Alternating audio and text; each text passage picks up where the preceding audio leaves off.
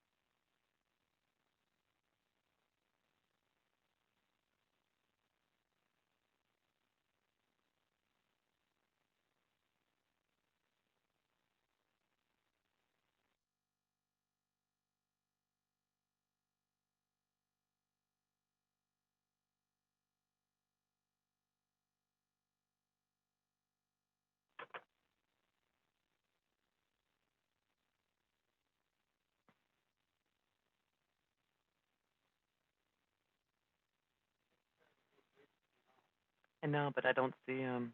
Mm-mm. He's not there. I mean, heard you say that.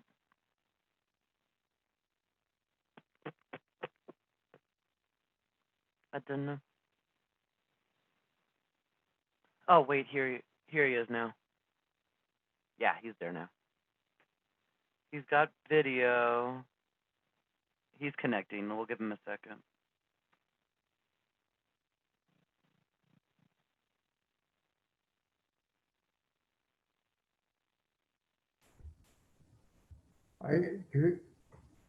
I'm in. Yep, You're in. I'm in it. Okay. Hey, what's up, Ed? How you doing? Awesome. How are you? Good. All right, be quiet. How are you doing tonight? Oh, I'm all right. I think. I was tired a half an hour ago, and then I made an iced coffee, and now I have lots of energy. I'm gonna be up all night. No, I had to drink beer. Oh, if I would have drank, then I get real weird. I can't. uh, how are you doing, Kent? It's good. I think. I don't know. Yeah, busy, busy. It was warm today. We've been still working at the brewery, and in the basement a little bit. It's nice and cold, and you come upstairs and it gets nice and hot. Only for a couple hours middle of the day though, right? Oh, true. Yeah, I still show up in the morning with a sweatshirt on, which is I love this town. What brewery you working in? The Guanella Pass Brewery, the building next to it, Oh, okay. it's Mark Reynolds' job.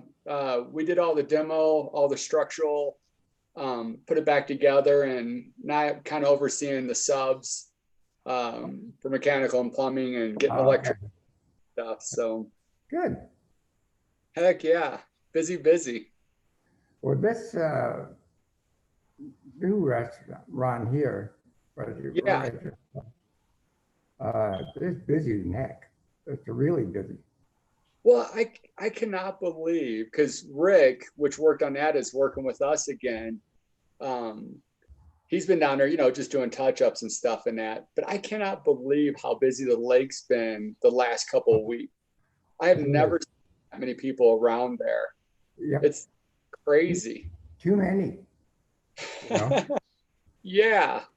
Well, I used to be able to bike through there about any time of day. Now, by 10 or 11 o'clock, you really can't bike around there. There's a lot of people, which is fine. A lot of people walking, and we can bike other ways. But Yeah, yeah, especially Saturday and Sunday.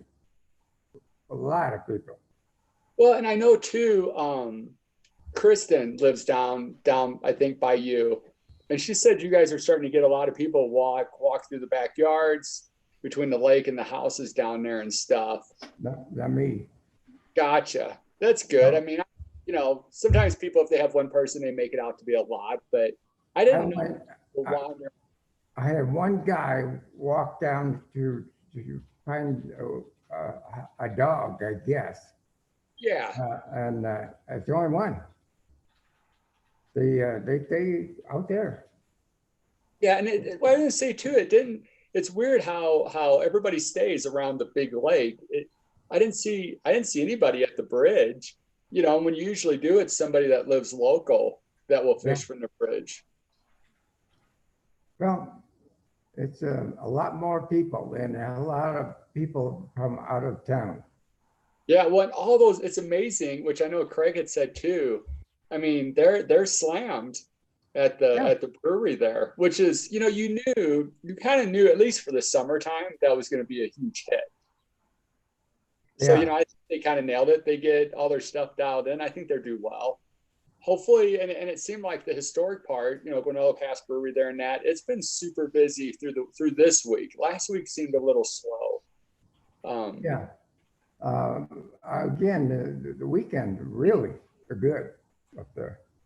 Heck yeah. And then with the opened is awesome. Yeah. I haven't get over there, but I'd like to see what kind of booze they're building, Oh, Yeah, we should have like we should get together, just get the planning commission together, just to go over there and have some drinks and chit chat. That's right. Yeah, That would be fun. I'll shoot an Yeah. email out maybe one evening next week or something. We can, because I'm kind of dying to try it out just to see what they have. well, I know they're busy, you know. And all the tables out here usually are full. Yeah, Tight. So who knows? yeah. I'll bug Craig and make him reserve us a table. He's got pull. He's part owners in it, so. Well, he has worked his butt off over there Oh, heck yeah. doing it. Well, and I need him to do some engineering for some stuff for me, and he's been super busy there. And I know with Tom, he's trying to get caught back up to take care of our stuff. So Well, he built some from the ground up on personal.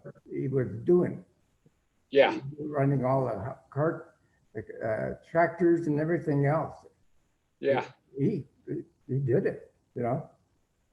So Yeah. awesome.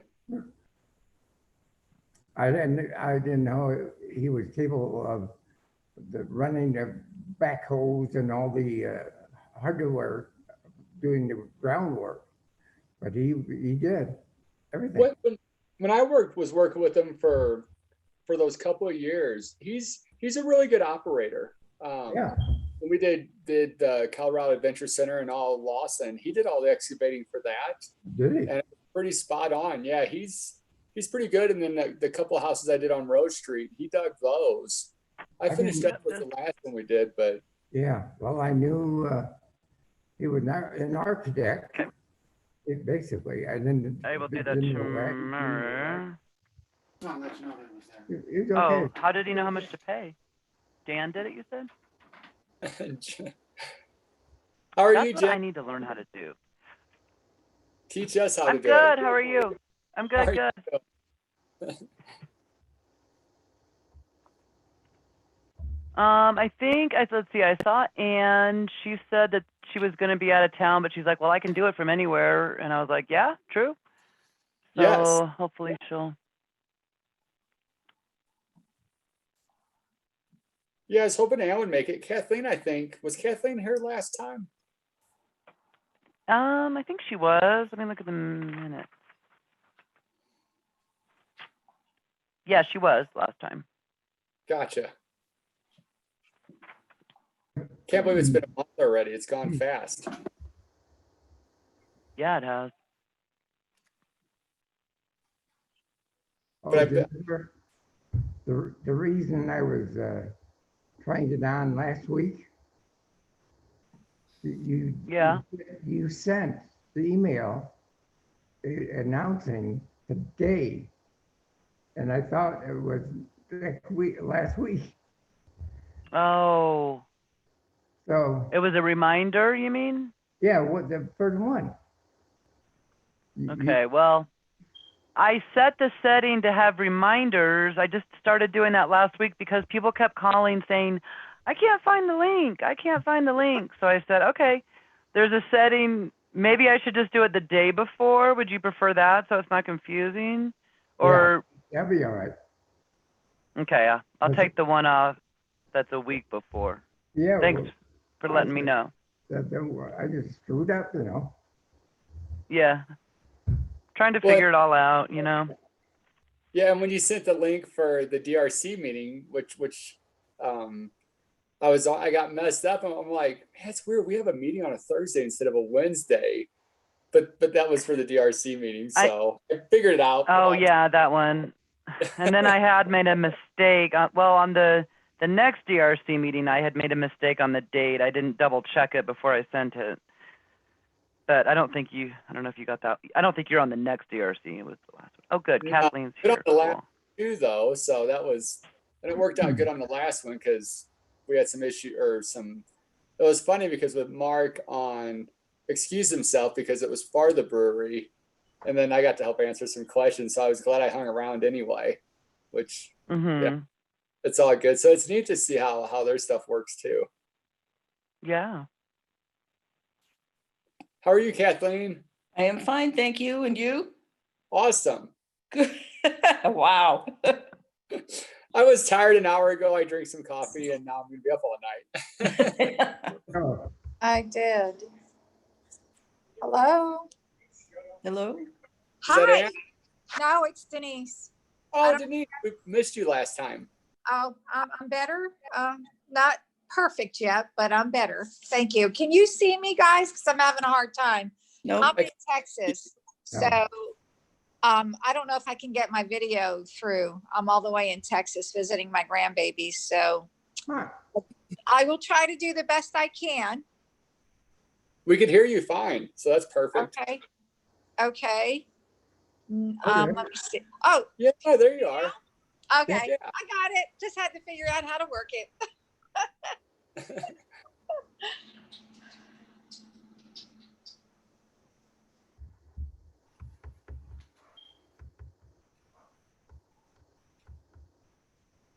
And Martin is here too. Awesome. How are you, Martin? I'm good. How's everybody today? Good. Good. Oh, there he is. Greetings from Loveland, Colorado. Yeah. Nice. I just actually figured out where Loveland, Colorado was. One of my friends is up in Fort Collins, and I think Loveland is just right past that. Just right before it. Depending on which direction you're coming from, I guess, but it's just south of Fort Collins. Gotcha. We've Yeah. never been up in that area. We need to get out more. Okay, Jason won't be with us this evening, so he'll be absent.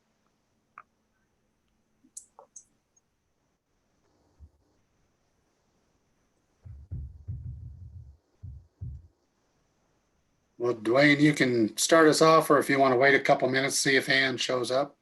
I'll be back in a minute. All right, we'll wait for Kathleen to get back, and then We'll wait for a couple minutes, yeah. yeah, it's 5:59, right? 6 o'clock.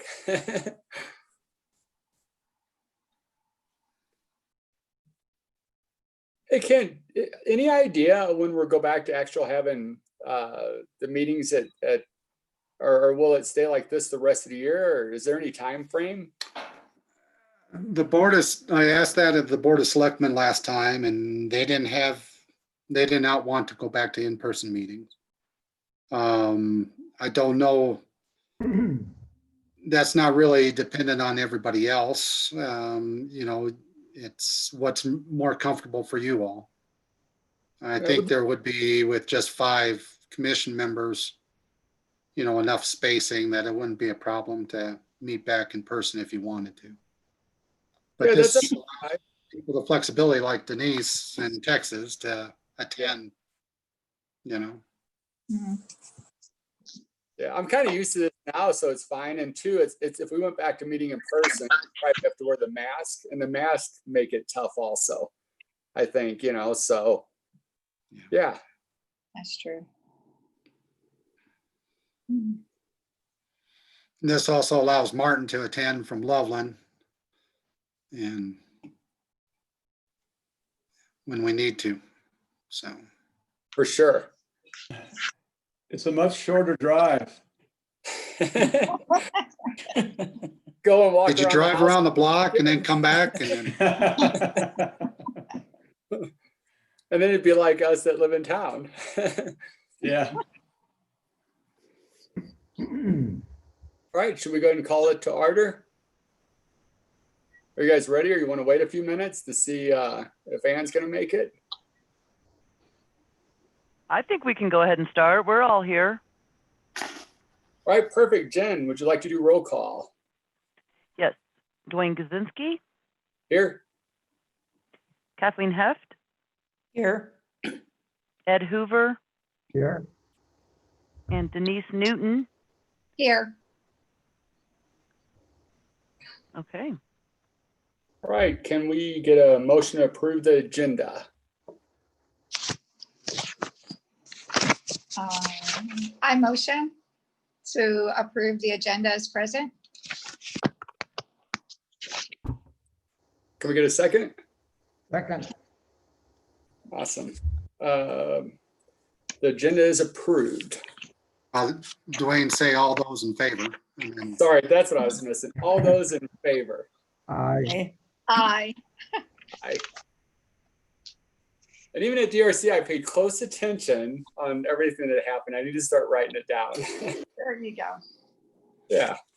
we'll have a quiz for you before next meeting, Dwayne. Yes. My wife follows. I'm sure she's probably watching upstairs. She'll start quizzing me.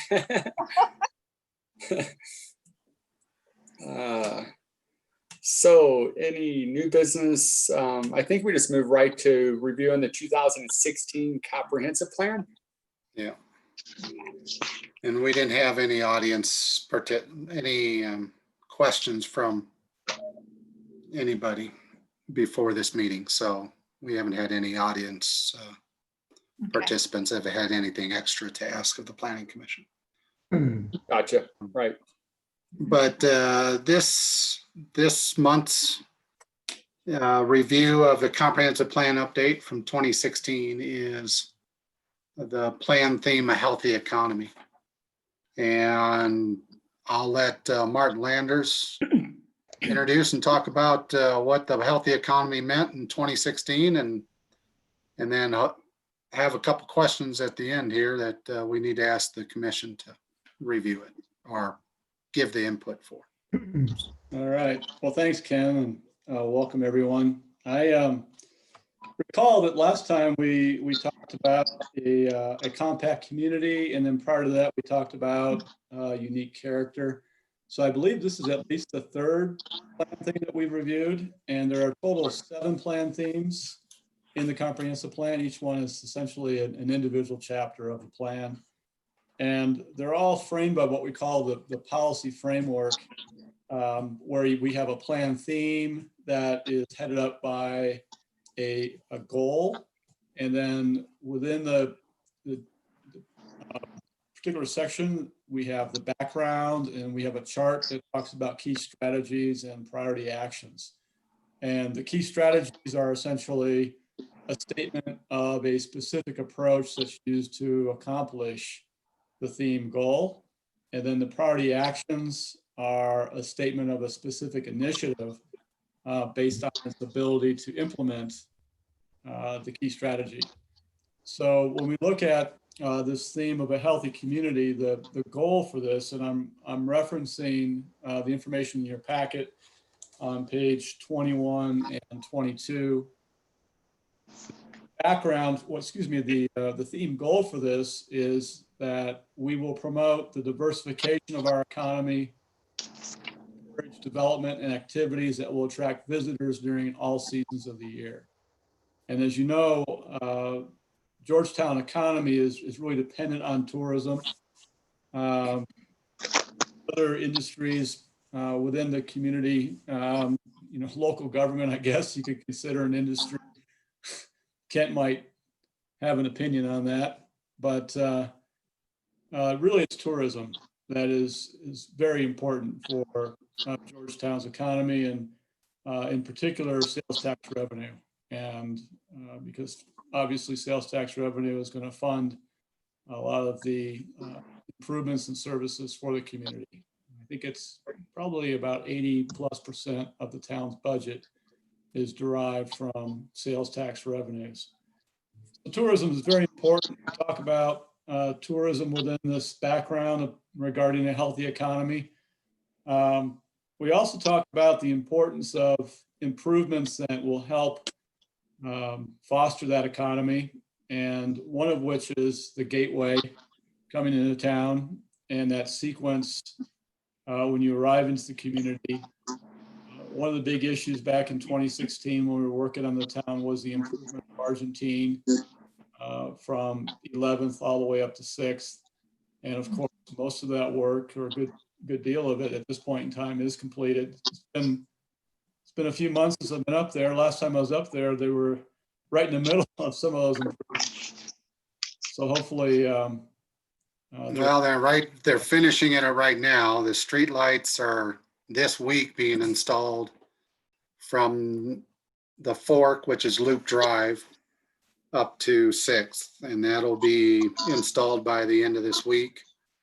And then next week, they are milling and overlaying Brownell Street, Argentine, which turns into Brownell Street. They're going to make that basically the entire street a new surface hopefully by the end of next week. But they always tell me things and then they change the schedule. So as soon as I say it to someone, then they'll change it. But that's the current schedule. Well, certainly with the completion of those improvements, it'll make it much clearer, hopefully, for visitors when they are in the town to understand that there is a wonderful historic downtown Georgetown, and that gateway is essentially meant to be the entry door into that downtown area and provide a kind of a visual guide for people to want to drive from, say, the visitor center into the downtown. The background here talks about how important it is to have ground level businesses that are focused on retail within the downtown area. And I think this is one of the issues that often comes up before a planning commission, is whether or not there should be some other type of use that would be permitted in the downtown area, such as a residential use or an office use or something of that nature. And those are important decisions for the planning commission to make as to whether or not to allow those types of use that are non-retail oriented in an area that is very important to the town's sales tax generation. One other issue that's talked about within the background section is affordable housing. And we talked a little bit about the percentage of housing that is single family detached versus perhaps multifamily or renter or workforce housing. One of the key issues back in 2016 and still today is retaining a workforce and providing housing for that workforce, many of which commute to work at the Loveland ski area or other jobs within Clear Creek County. A lot of strategies have been identified through other studies for improving affordable or attainable housing in Clear Creek County. And during the process of developing the plan and talking about a healthy economy, there were some approaches that were identified for trying to increase the supply, the housing supply, primarily again for workforce housing. Of course, there's things that occurred since 2016, primarily with the development over at the Lagoon and some of the plans for that development. We've seen some townhomes come out of the ground over there. Those aren't really workforce housing units at all, of course, but they are still planning on I believe about an 80 unit apartment complex there that would go a long way towards helping provide an increased level supply for workforce housing in the community. Mm-hmm. And Ken, I don't know if you've talked recently with the folks from Bighorn. Are there any immediate plans or at least is there a schedule for when those apartments might be started? Well, the apartments, 2 buildings of the manufactured housing or the container units have been put in place. They're putting the roof on building number 1 right now. And they will within the next month. They said they got to go ahead to start digging the hole for apartment building number 3. So they're all going to be under construction this year. Good. So, well, that just shows that I haven't been in town for a while because I wasn't aware of that. I'm glad to hear that. Yeah, actually, that's just been within the last, I don't know. You guys probably know better than I do. That days all kind of merge into one, but I think it was about 8 weeks ago when they started, a little more than that. It was in April, I think, was when they were really working on the foundations for the apartment buildings. Isn't that right, Dwayne? Yeah, it's been over the last 2 to 3 months. It's a good Yeah. crew of guys down there. They went to town on it and they got the boxes delivered, and yeah, they're moving along pretty good. That's great. That's good to hear. So in any event, that's a little bit about just the background for the section on a healthy economy. Really the meat of this section is where you get into the table that's on page 22 and then the implementation matrix further back in the document. The way this table is set up is that there are 4 major issues identified, and those are business attraction and retention, improvement, the incomplete wayfinding system, and then affordable and available diverse housing. And within each of those particular areas, there is a key strategy. And so, for example, business attraction and retention, the strategy is to work with the Georgetown Business Promotion Commission to retain, expand, and promote existing businesses and to attract new business development. And then there's a set of actions that are associated with that. And in a moment here, we'll turn to the implementation matrix, walk through each of these actions. Before we do that, I wanted to highlight what the key strategy is for each of these particular issues. Gateway improvement, we just talked about how that's moving right along.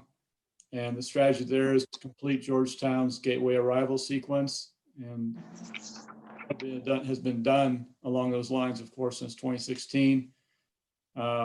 Regarding the incomplete wayfinding signage system, the strategy there is to complete a wayfinding signage system that fosters the orientation and navigation of visitors from place to place within Georgetown.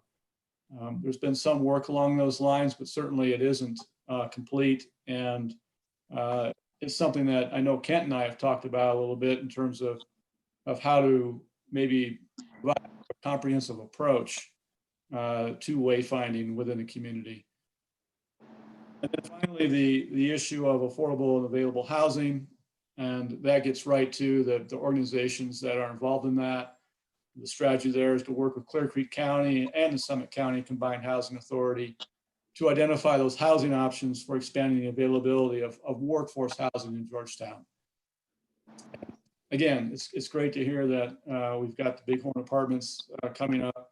There really isn't a lot of available vacant land in Georgetown anymore. And so when you do have the opportunity to come in and build new workforce housing of that nature with that number of units along a major arterial like that with good access, that's a real benefit for the community. Of course, there's going to be some opportunities for redevelopment over the next several years in certain areas, and that may be something to look at too. I'm sure it's going to continue to be an issue.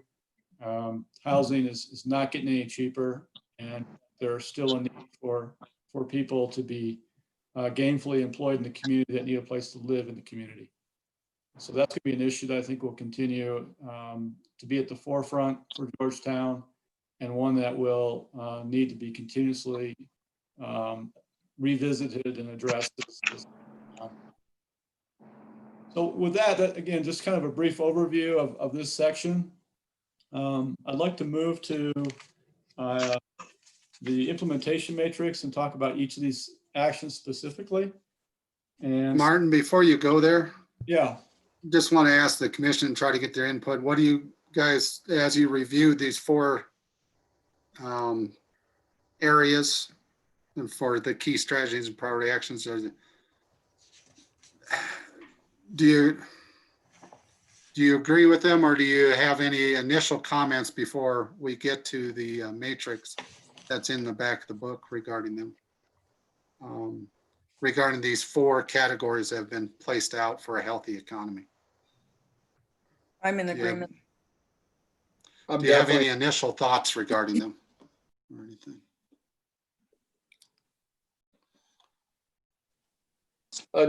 Initial thoughts for the affordable housing. We've talked about that a little bit.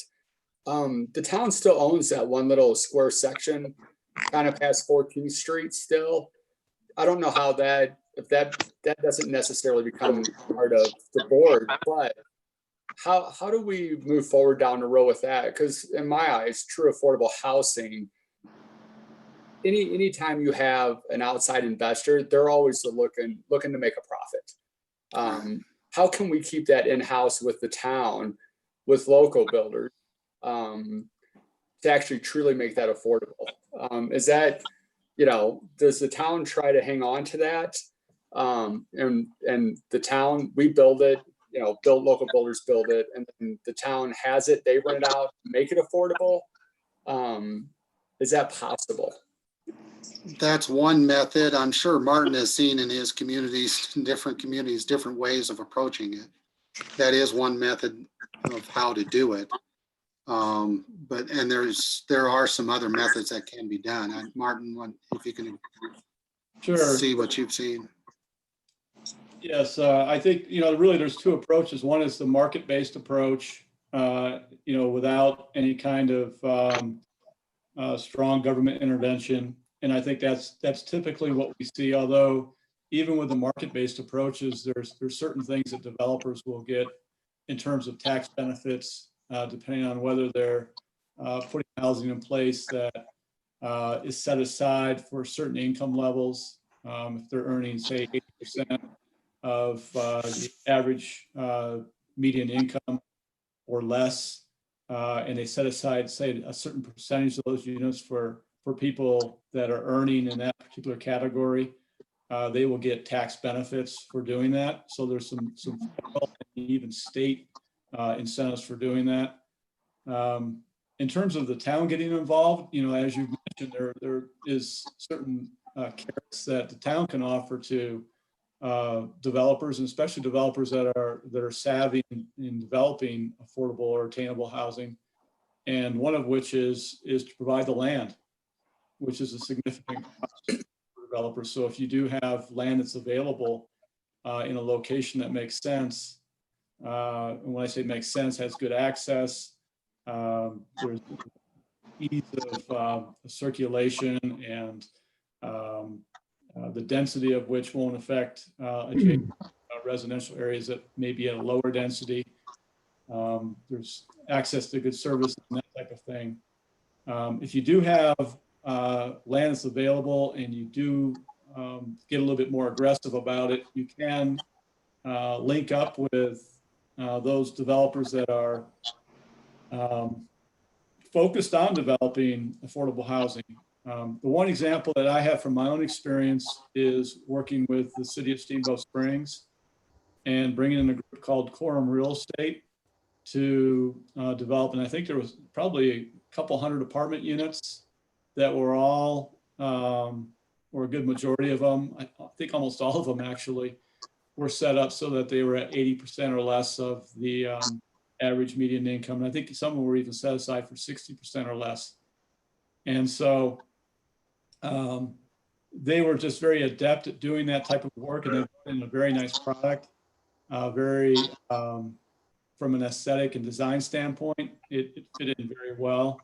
But the key is that they were able to really tap into the variety of different incentives and credits and get some assistance from the local housing authority. And they tapped into all the various programs, and as well as getting assistance from the local government there. Another good example is the same group, Quorum Real Estate, did a project over in Edwards that you can see just off the highway, actually. It'd be red roofed apartment units. I don't know if any of you recall those. I don't know if they're the same color anymore, if there's just so many trees there now that you can't see them so much. But they used to stand out a little bit more than what they do now. But again, a very nice product, and by a very reputable developer that came in and was able to leverage these various types of incentives for developing housing that could essentially be set aside for the incomes that are not, typically they couldn't afford the rents on their own. I actually have a question, probably for Kent in this case. When the town approved this development, was the term affordable housing included in that? And then also within any contract that the town has or any DRC approval, is that word or those words used as a piece of that? In which case there may be some ability to control it from the town. The word affordable I believe it's mentioned, I don't remember off the top of my head, but it's not in the technical term of affordable where it has to meet a certain median income. A lot of times when certain projects are set up, it's stated it needs to meet a certain amount of either low and to moderate median income, and there's certain criteria that's attached with that. The one thing that the board has made, the developer has discussed at times or wanted to put forward a proposal was making the apartments ownership or making condos instead of apartments, and the Board of Selectmen has absolutely rejected that and said that they must stay to be apartments and rental only, and they are for the local population. And so that's where the line in the sand has been drawn. It really has not been a specific income requirement regarding the apartments that's been set out.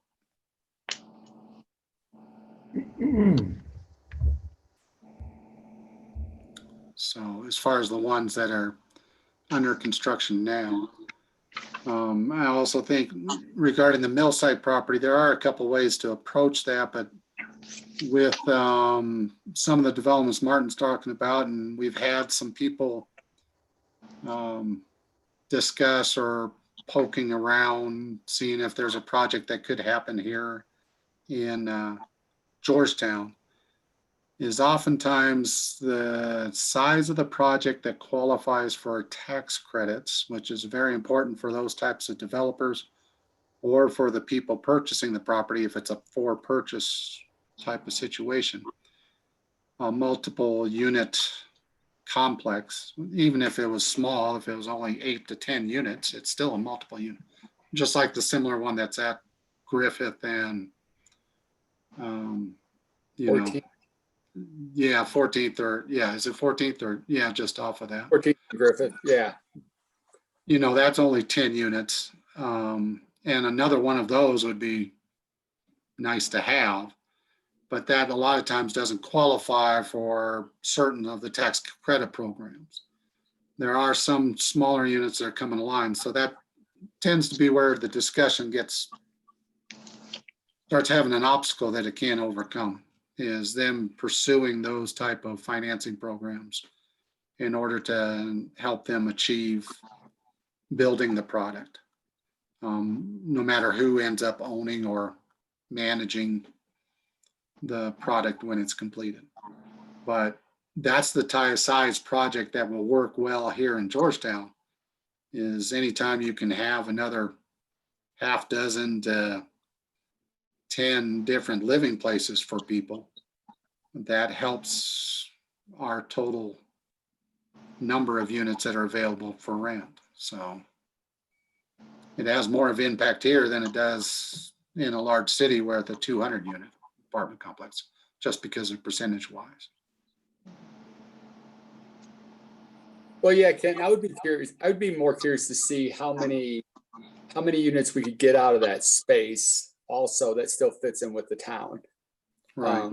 Because it doesn't, for tax credit, I mean, at least for local builders, pretty much everybody that I talk to, the willingness is there to get it done, and everybody's willing to give. And we're starting to get the local manpower of workers, kind of getting everybody together. I've got really good access to that now, just with other stuff finishing up, who has what going on. So it's possible to make it more local, but I'm always curious to how to go about that. I mean, I build houses, so it's easy for me to take a lot and build a house. But I also was I was a project manager for the apartment, for the 10 unit one. It's like 10 houses. So as long as you have the manpower there, it works. And, with local guys, it makes it possible for the people that already live here. So it's, yeah, down the road, we should definitely review that more if it's part of this meeting or outside of this meeting, or if it's something that benefits both. Well, and that's, on the priority actions there, going back to the document, is explore affordable housing development incentives. And those incentives it can involve different things. It can be a recommendation from the planning commission that the Board of Selectmen consider this, whether it's land or, discounts regarding different things if it's a certain type of housing, in order to encourage that type of housing to occur. Because I do know that there are questions or queries regarding housing at various times that come to town hall. So, Can I bring up something that's related for sure? I'm not sure which trend or issue it would be, but just regarding the short-term rentals, because I think that's definitely related to our economy and housing. Yes. And that's definitely part of the town's, what we're going through right now, that maybe wasn't back in 2016. I just want to throw that out there for you guys. yeah, that is putting pressure on housing in town. We see it, Jennifer and I and Mary all see it at town hall, is that, people that are looking to buy property in Georgetown, one of the first inquiries seems to be to town hall, how can I qualify to get it, to use it as a short-term rental? And we have about 45 or so short-term rentals right now in town. That affects our, out of a total customer base of housing units of around 600 to 700, depending on how you count the apartments and the condos that are in town. So that gives you an idea of the percentage-wise. We have about 7%, and that's what the limit is set at by the Board of Selectmen. But it does create pressure on people locally trying to buy houses, because the speed at which, when the houses come up for sale, and not many are for sale, and Denise probably knows this because she's looked into buying property around here. Yep. She's most recently. It's difficult because people from out of town purchase the property locally, and they do it for it as an investment property, even more than a second home.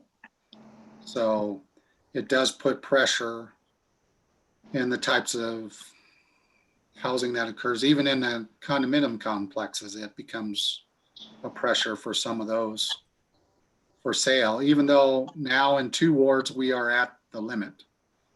So they have to start on the waiting list. That doesn't deter a whole lot of folks from buying the property, and that prevents someone local from buying the property. I don't know how to overcome that issue just yet, just letting you know that since that short-term rental program started in 2017, that started after this comprehensive plan update was completed. So. It's a good point to bring up though, Jennifer, because that's the type of thing that we look at when we start to think about updating the plan, and in particular certain actions within the plan. Obviously there's new issues that come up. There's been changes in the community since 2015, 2016 during the process of developing this plan. And so when we look at the actions in particular, we want to know whether or not they've been accomplished. If not, why? Is it an action that still makes sense? And then along these lines, are there other actions that we need to add into the plan such that we can achieve some of the goals that have been identified? So there's certain cases like this one in particular where we might need to identify an entirely new strategy that hasn't been, essentially discussed before as well. So, And there's one. Not meant to be static documents at all. They're meant to be used. And That's part of the reason why it was set up this way with a matrix for implementation that identifies each of the plan actions. It identifies a time frame for completion. It has the potential costs that might be associated with it. Any partnerships that could be helpful either as champions for that particular action or just for coordinating its implementation.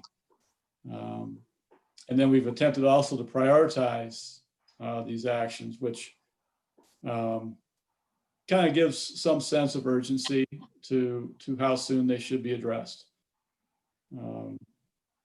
So I'm not sure if you're ready to move into the matrix, but that's kind of a bit of an overview as to its purpose and why we've got something like that set up for the plan. One other thing, Martin, that's kind of related to what was brought up regarding the affordable housing is one of the items in the business attraction and retention. And we've been in a couple phone conferences with different people regarding commercial properties that have brought up this issue. But it says a priority action to update the zoning regulations to encourage preservation of existing ground floor retail and restaurant uses, and then second floor residential and office use through permitting requirements. And that also might be it's an idea that keeps getting brought up by possible people using parcels in the gateway area, whether north or south of the roundabout. The vacant land that's there, if they want to develop it into a retail, commercial or retail situation.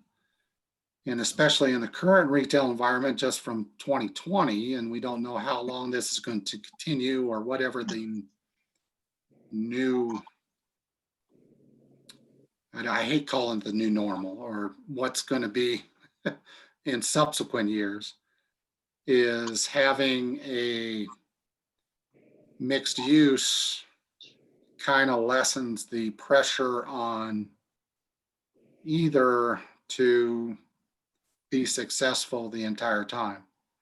Maybe I'm saying that in the wrong way, Martin, but when you have residential on top of commercial, it does present other challenges, but it also presents a possibility for the person developing the property to have two different income sources.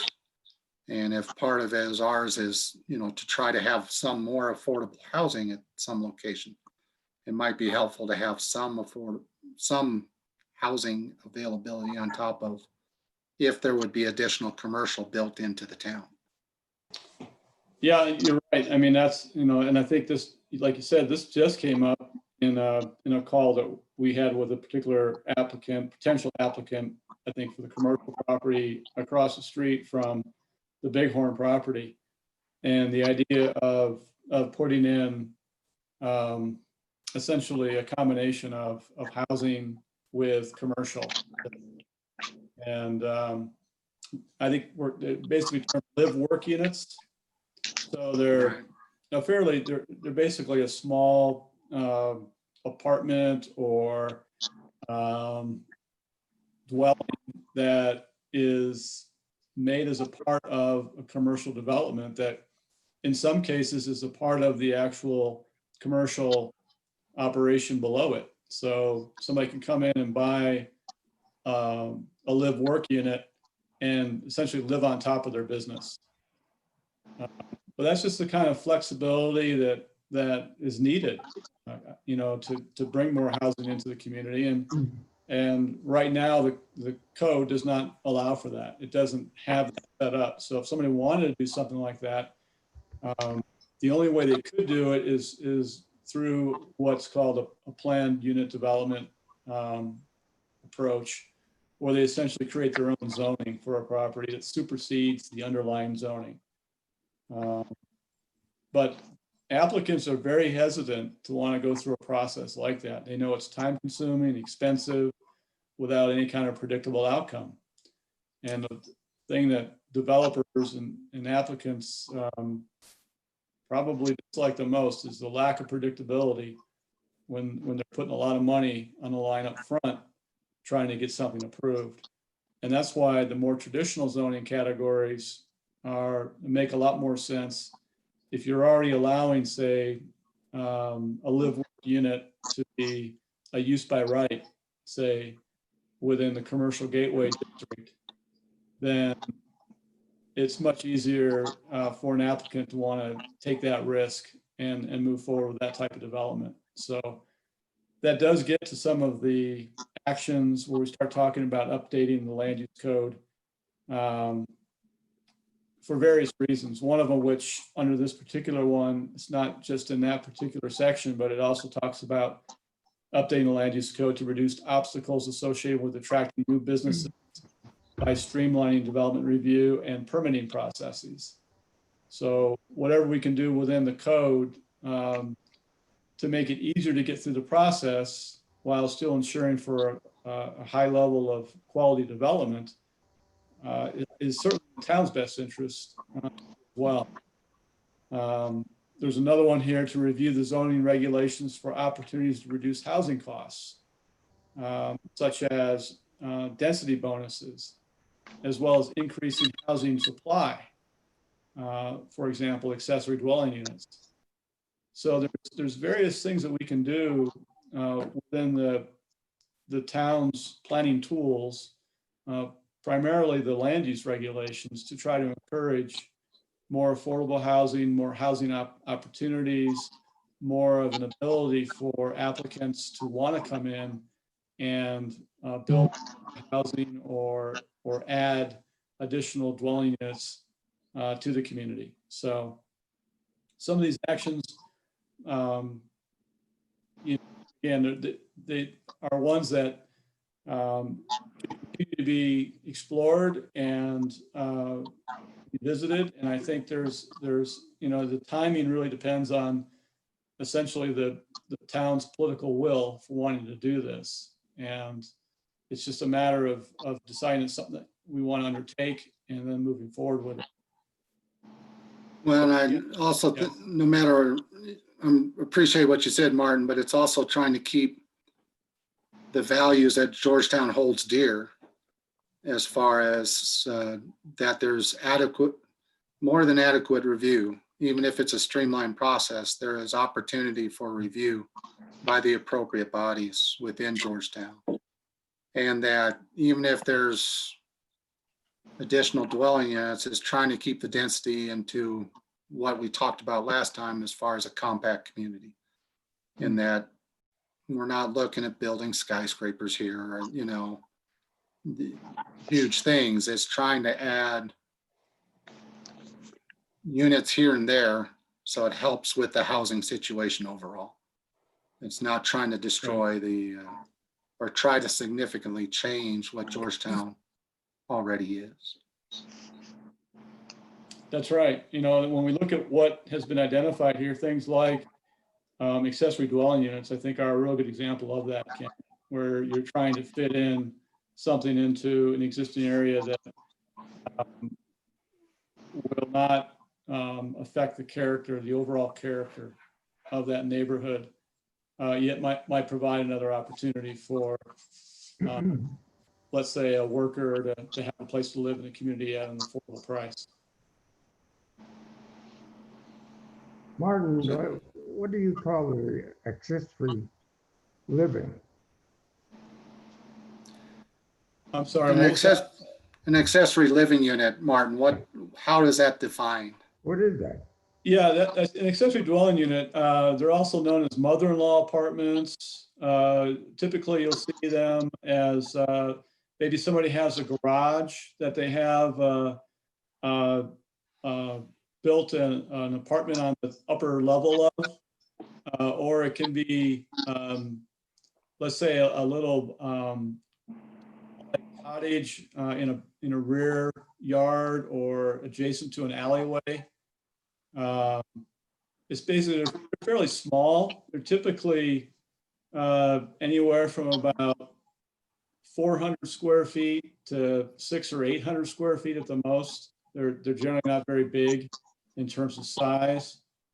So it's that type of thing that that you see. A lot of times you'll see them in older parts of communities, older parts of town. It's just a matter of, does it make sense for a particular location? And we do have in the code, there's provisions for providing for or allowing for accessory dwelling units in certain zoning districts. I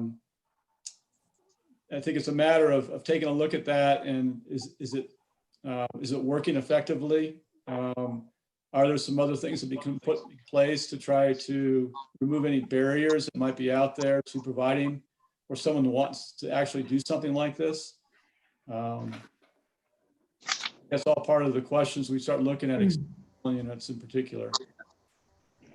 I would imagine that the existing homes we have up in town anyway, the older ones, they're already as far as they could go, as far as making something added on. These houses don't have any land, an old one. Mm-hmm. So anyway, I appreciate your help there. Yeah, sometimes it's something as simple as somebody remodeling a garage, an existing garage, and they remodel it and they, let's say, pop the top a little higher or something of that nature. Or they might have a space that can accommodate, a small unit. One of the things that we're seeing quite a bit of around the state are these tiny homes. They're very small, 200 square feet, in some cases. And those are something that can easily fit into somebody's rear yard and probably meet setback requirements and still provide another dwelling unit for someone to live in.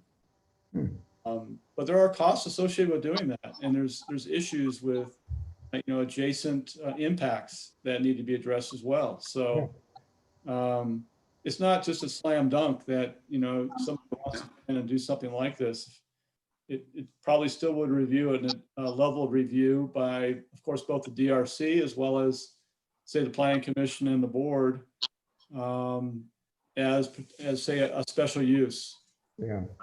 Certain locations may make sense for them and other locations may not. And you just got to look at them on a case-by-case basis.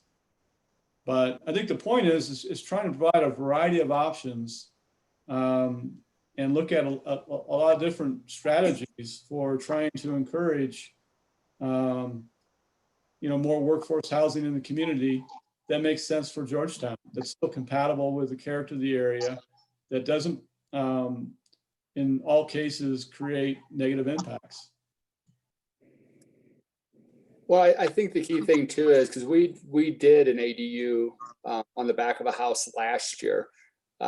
Cost wise, when we figure the cost of just that minus the land, that's a super affordable way. But the problem runs into, with that one, it was 700 square foot, 2 stories, super efficient build. You have quite a bit of living space in there, small and tight. But for a younger couple or affordable for a family, it works. But the hardest part about that is if it's an existing house already and you're adding that in the back, is the house 2 stories? Otherwise, I think part of the code is your alternate dwelling unit A can't be taller than the existing house. So you kind of run into problems there. And if you don't go 2 stories, you run out of room. Could that plan be used somewhere else on more land? For sure. I think it's where the need is. Is it, does it come from an apartment building or do you go one step forward and try to get somebody to buy into something where they're actually more better of a chance for them to stay here? And maybe you kind of stair step that, you get a young couple renting here and then hopefully they decide to live here and they could find a place to live here. I think that's the hard part. I think we're very limited on land. And then the cost of that, for me, for me, where is affordable housing for a homeowner? You know, it's the markets on a low end is 350 to 4, up to 450, which is kind of where I could be at for new. But most of the builders that build here, or the very few houses that are here brand new, are trying to get 6 to 8. That's tough. So yeah, that's my kind of little input. If you go with something smaller, like a tiny house, or an ADU, that's your most affordable way if you can find the land. And maybe it depends, you know, if you take one lot, if you could fit 2 of those, you know, tiny houses, more of an alternate dwelling unit, you know, if you can cut that tap fee in half, that would be a huge cost. But then I don't know if that works for the town either.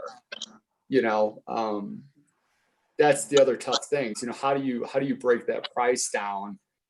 You know, even at a house if I could build a house for 300,000, I'm still, by the time I do plans, water and tap fees, land, you know, just getting in the excavation, you know, you're 75 to 100,000. That makes it tough. But I don't necessarily have the answers for past that on what works.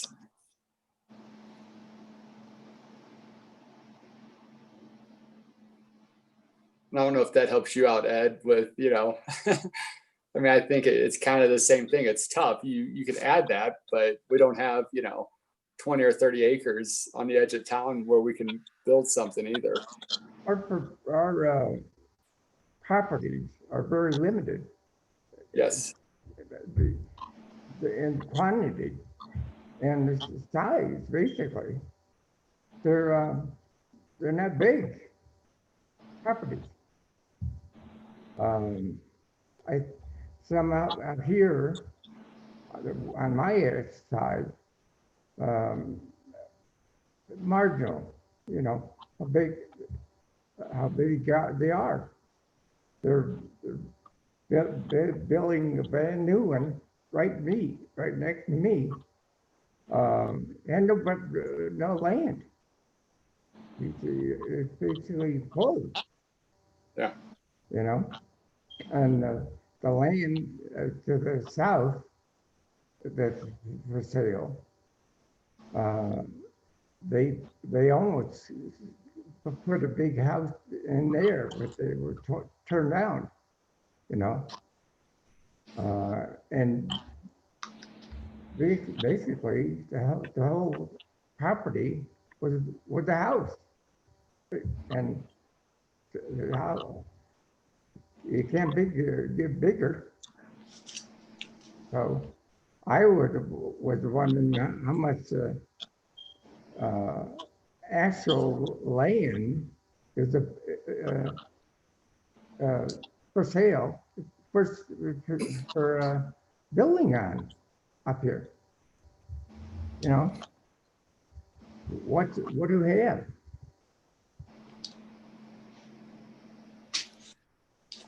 Don't have the actual number of lots. We should probably do that at some point. Yes.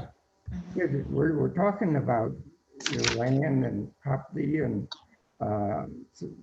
building, but what is here available? I don't know. There's a few dozen lots, but I'm kind of curious too, how many lots are there? So. Yeah, I would definitely love to know. I know there's a good dozen for sure, but most of it, I think, or most of the ones that I know of are more locally owned. It's possible for them to be built on at some point. I know people have more interest in that, but I think those same people are more interested in, you know, trying to get families here too. That's a tough balance because you can't always control who's going to buy those houses. You know, and then it tends to be second homes and kind of puts us in the exact same spot we're in. Oh, could be, no. But it would be interesting to know how much land could be built on. Then we take on the possibility of how do we handle them? How do we help them get them built on? as an example. Either private home or multifamily homes. I don't know. They have. So,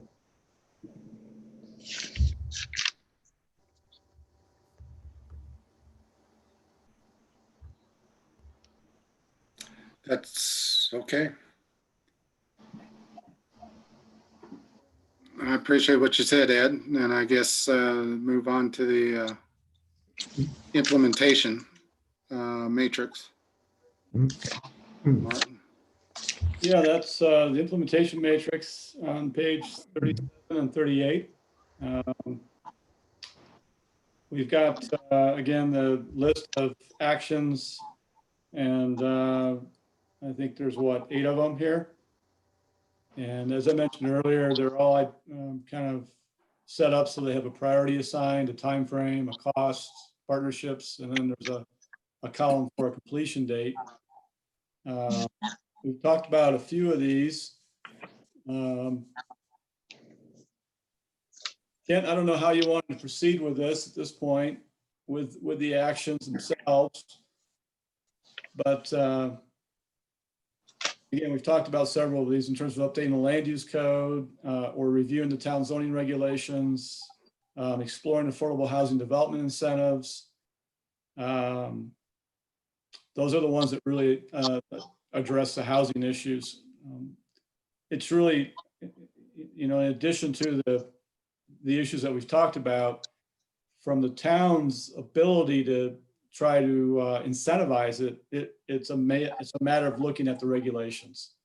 And are there ways to improve the regulations such that you're promoting new housing supply as opposed to having barriers to it?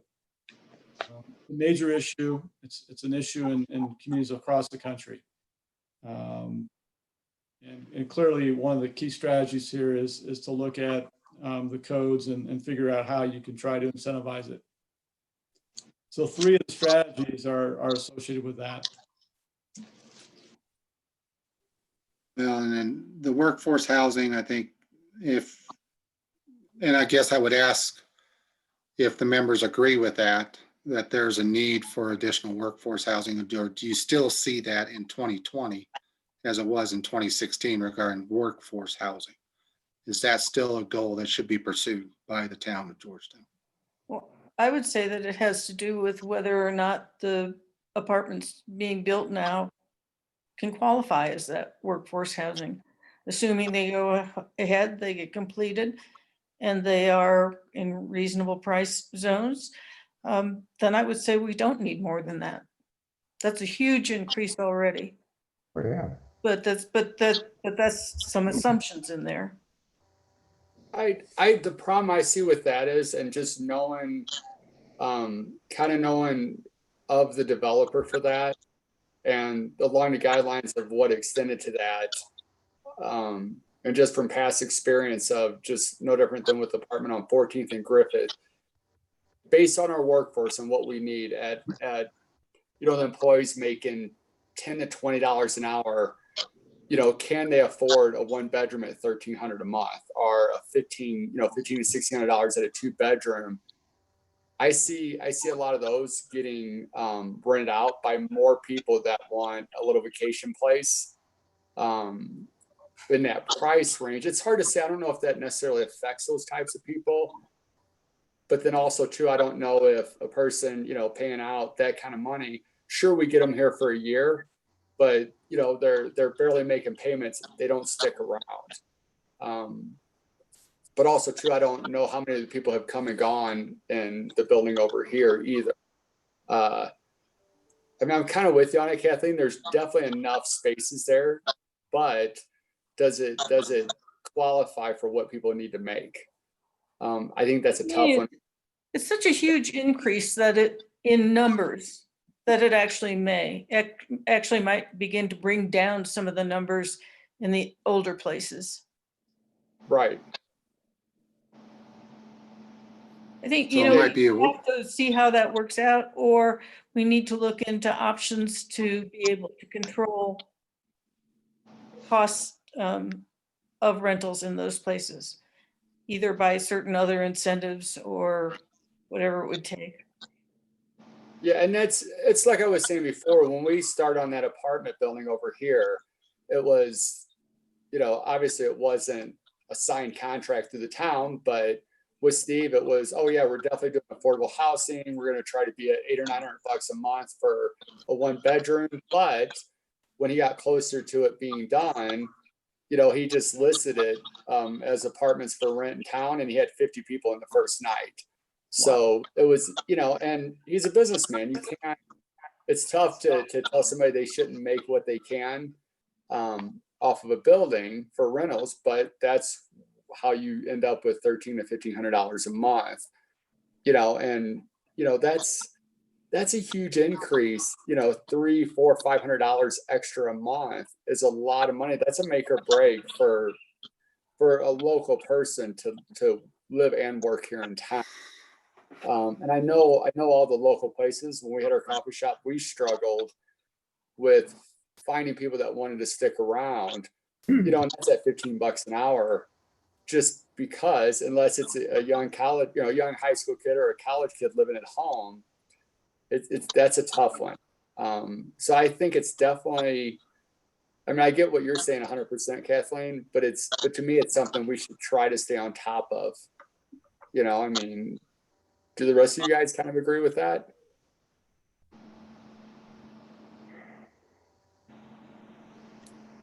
You business,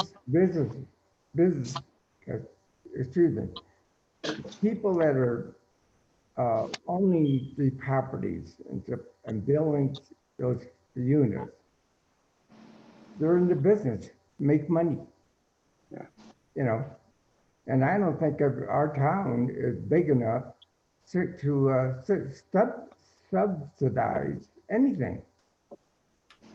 Yeah. Well, I was thinking more if say the builder said, I really don't have enough money to finish all of the units that I had intended, then maybe it would be possible to do an agreement with the bank or with with the town supporting the developer to go to affordable housing or to go to a bank and encourage a lower interest loan as a possibility. Again, if we're going to subsidize, I don't think we have money to do that. No, I don't think we have money to, but we may have influence to help somebody be able to pick up the money at a better rate. That's possible, yeah. But is that possible, Martin? Have you dealt with that before? I haven't seen that as an individual approach. I'm sure in combination with some other things it would be helpful. I think overall, again, there's so many programs out there for those that want to provide affordable or attainable housing. That the tax credits in particular, I think, are one of the biggest financial incentives out there that developers will use.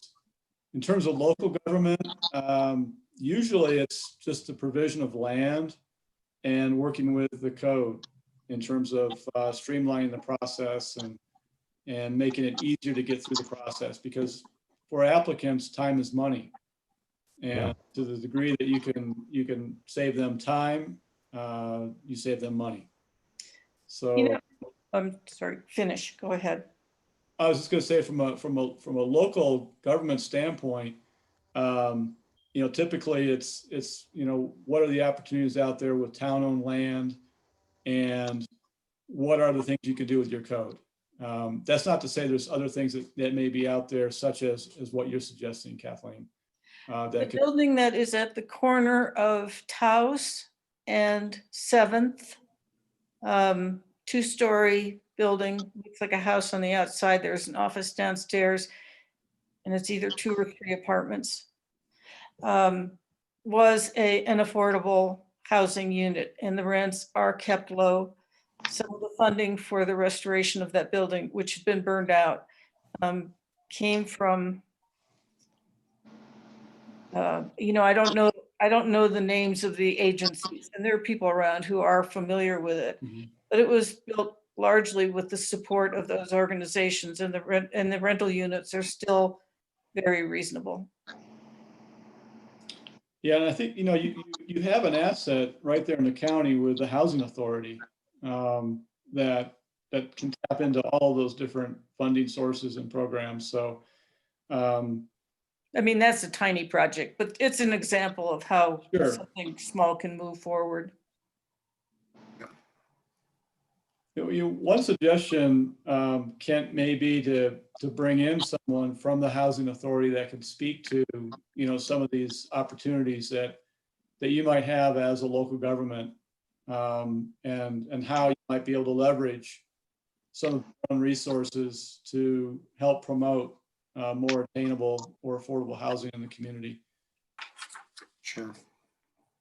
Sure. I think that,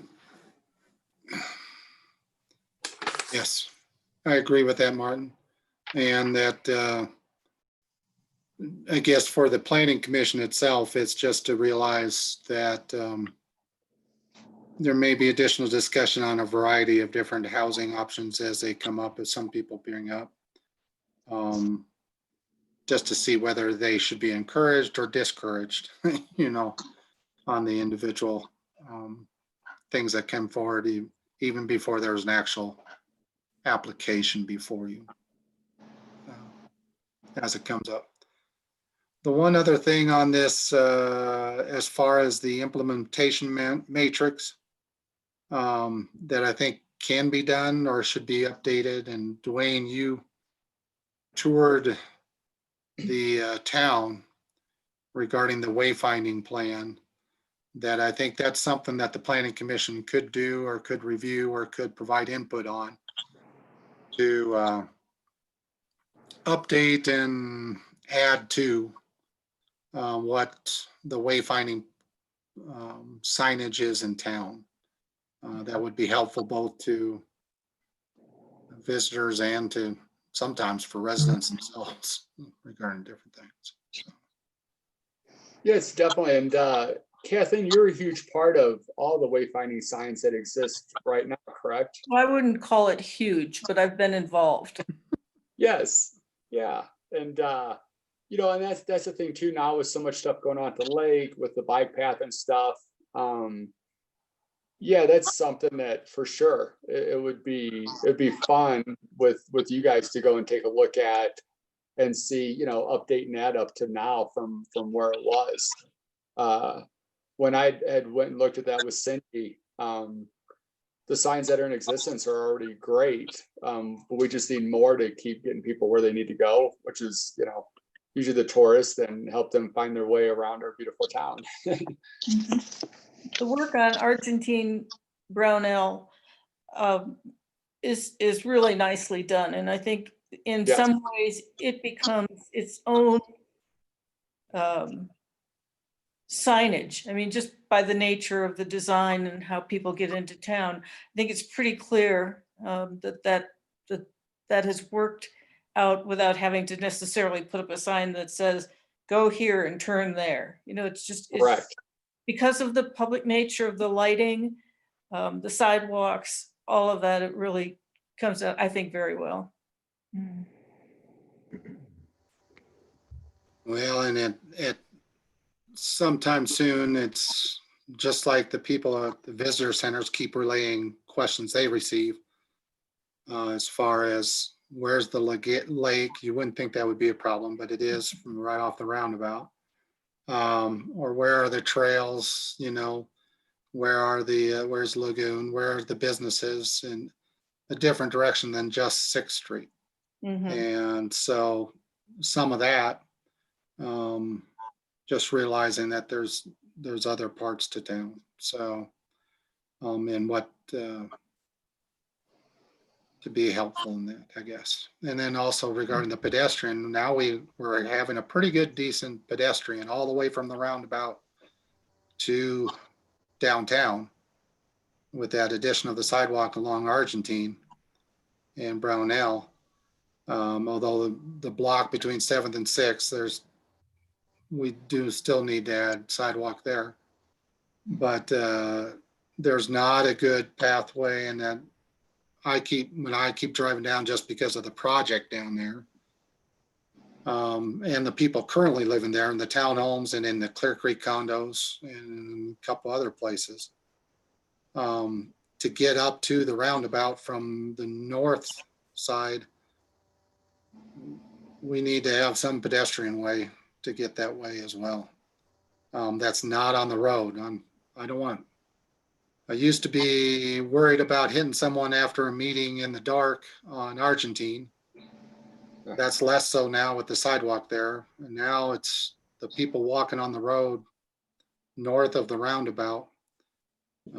That's getting to be a pretty frequent occurrence where I'm having to avoid pedestrians. Mhm. And it's just a concern. So, Well, yeah, and sometimes I think you don't necessarily have to have more signage. It's better walkways, et cetera, that, you know, we get a lot of people in town that are on bicycles and stuff. And I definitely agree with you. That's a tough one because it's part of the frontage road. People are always going to drive faster. Randy and John, and I think it's Jim, do an excellent job of pulling people over, but people still don't get it. They assume it's part of the highway. And it is tough, even driving a speed limit, people walking in the road, it's tough to maneuver around at times. But is there a plan already in place for extending a sidewalk all the way through there? there's the gateway plan that would require funding, part of the Greenway bicycle route. It's, you know, the Peaks to Plains that runs through on the west side of the Argentine frontage road there. But they're having problems trying to fund, you know, even the section that we're eventually going to have on the south side of the roundabout. You know, the part of Argentine we just did, there's still a bike path that goes on the west side of it. That's not completed from 11th to 15th, and then it'll continue north. But there's no plan for a sidewalk on the east side of Argentine as yet, and that really needs to happen. That's not really in this context of the comprehensive plan update, but the greater pedestrian connections that we can have, it makes it better overall. As Well, the construction finishes up on the condos, and I know that'll go on for a long time, but the basic infrastructure is there and people can start living in some of those new units. There may be an opportunity to put a few more stop signs and a few more lights in a couple of places that might encourage people. Again, you can't get up your speed too much if there are a bunch of stop signs. I definitely agree. Or a big bump.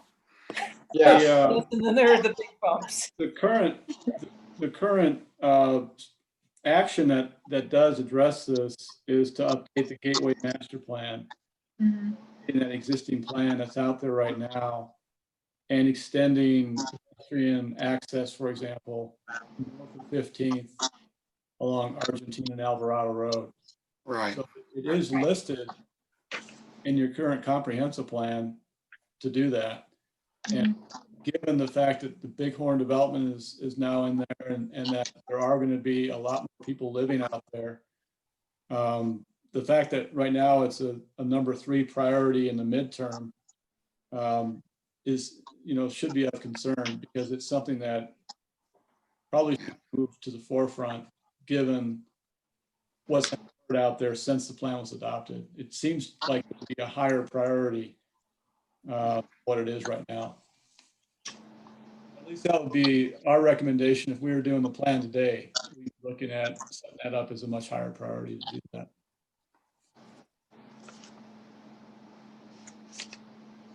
I agree. Definitely agree.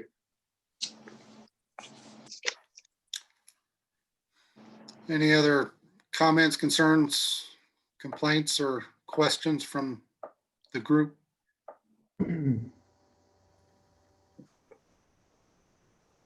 It's good discussion tonight. Definitely. Good ideas. Thank you from each one of you. You each participated. Thank you. Sure. Thank you. We have to,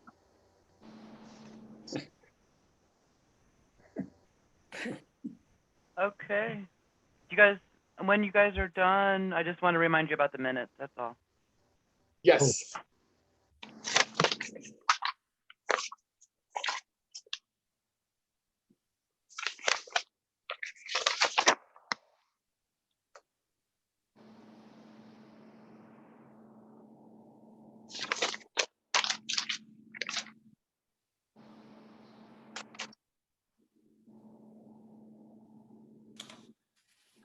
Dwayne, do you want to ask for approval of the minutes?